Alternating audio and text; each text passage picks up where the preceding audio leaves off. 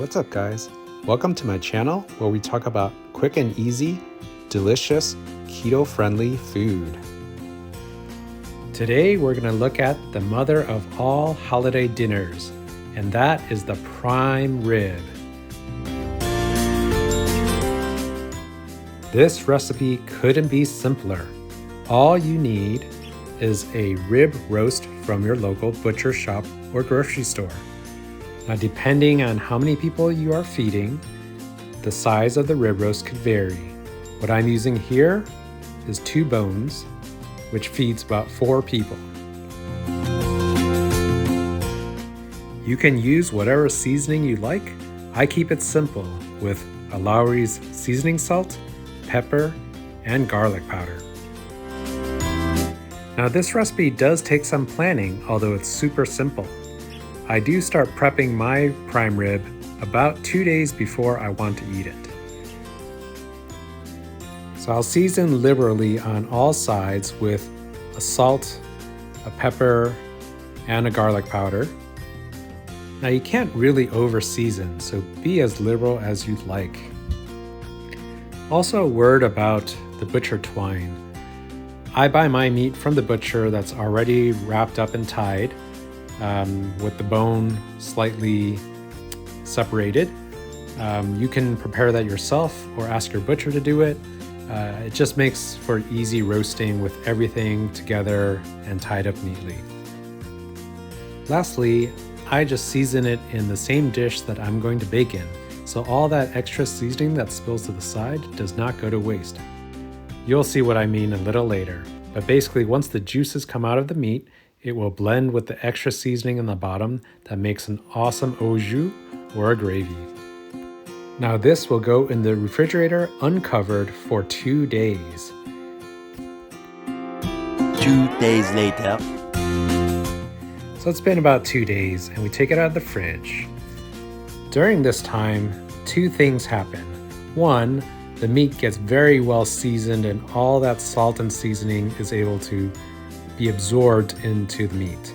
And 2, the outside of the meat starts to dry, which makes a much better roast and nice browning for that lovely charbroiled flavor. Now's a good time to turn on the oven and preheat to about 250 degrees. We're going very low and slow here.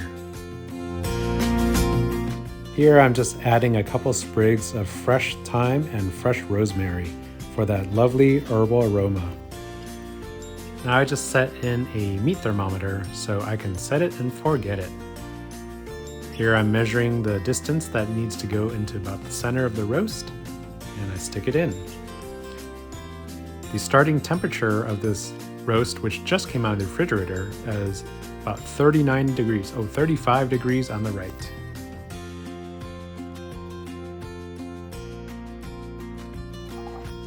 Time to put it in the oven. This roast will take roughly 3 hours or so to cook to a medium rare, or about 125 degrees. Depending on the size of your roast and your oven temperature, your times could vary.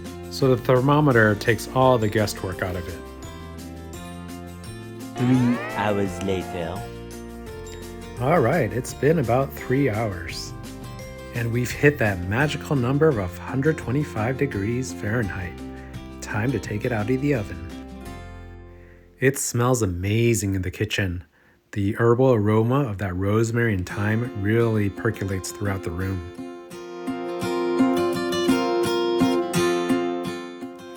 Ain't that a beauty? Now we'll let the roast rest for a few minutes as it comes up to temperature. And you'll see the temperature rise probably by another 5 degrees or so. So here's the cooked roast. Looks delicious, moist, glistening.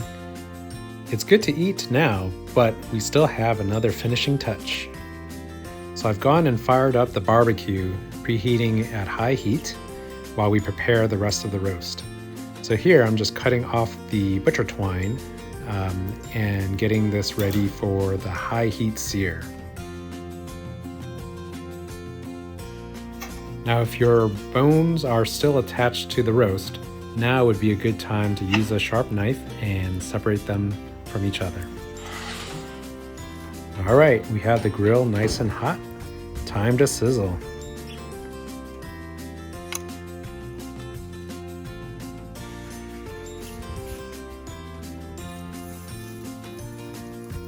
Now I'm going fat side down first, and I'll be searing about 30 seconds to a minute per side, flipping the roast regularly so it does not burn and catch on fire. There is a lot of fat coming off of the roast, which could cause flame ups. And we want a little bit of that for the char taste, but we don't want to burn the meat that we just spent so long cooking.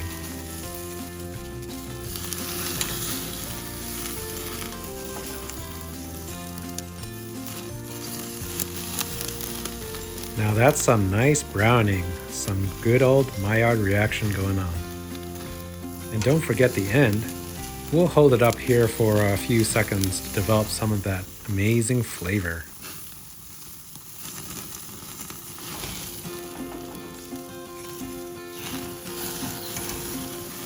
Now I'm just rotating it here a bit to create that hash mark that we like on our meat, but also just to ensure that all sides are getting browned evenly.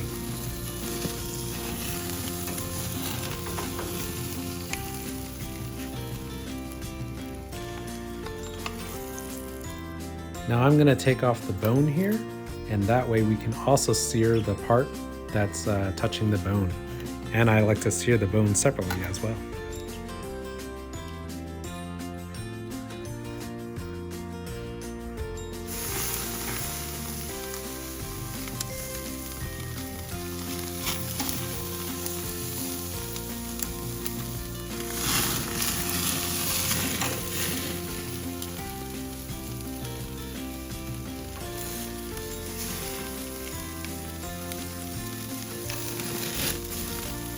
And look at those grill marks.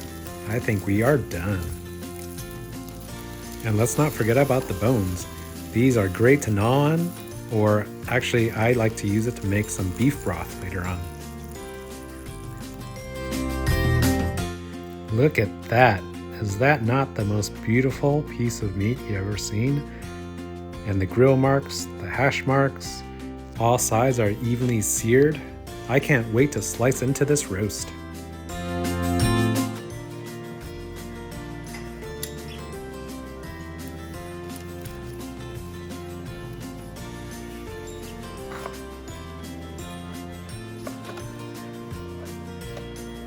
Look at that, a perfect pink, medium rare on the inside, all the way to the edges.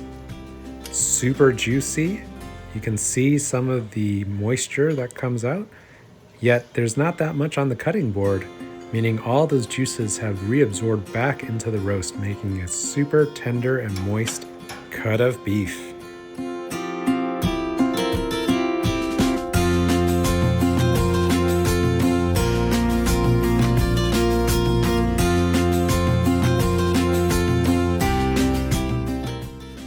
All right, I'm cutting myself a middle piece to eat. I can't wait any longer. Ooh, look at all those juices flowing down. This is gonna be one moist piece of meat.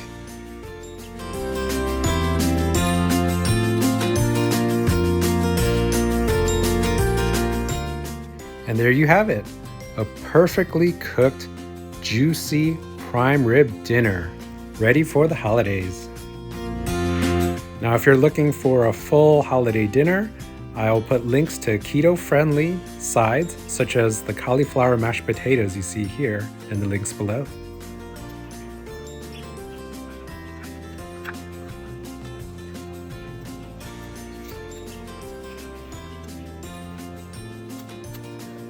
Here we go. Let's try a piece from the middle.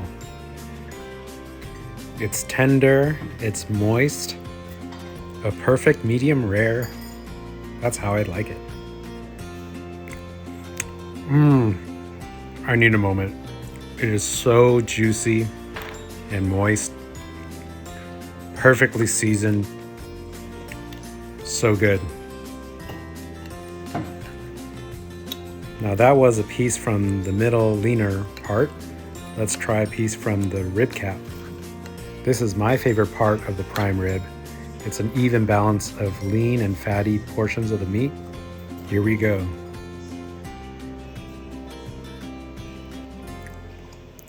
Even better than the last piece. It is so juicy and moist. Perfect balance of lean and fat. Just melts in your mouth. And that crust on the outside, such good flavor and seasoning. Now in every bite, I like to get an even mix of both lean and fat. And here you see a piece that it has a chunk of fat, which I really like because that's where a lot of flavor comes in. So good.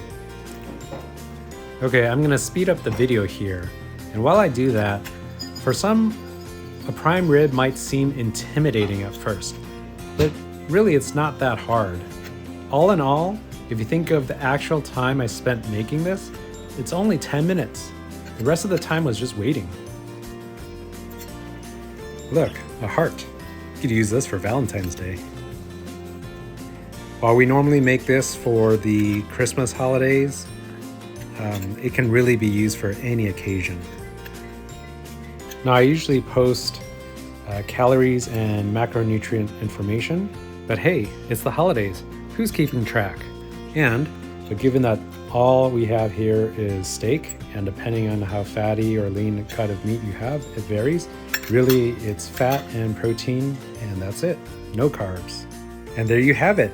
My version of a easy, juicy, and flavorful prime rib dinner. That's it for another video. Thanks for watching. Please like and subscribe, and have a wonderful holiday.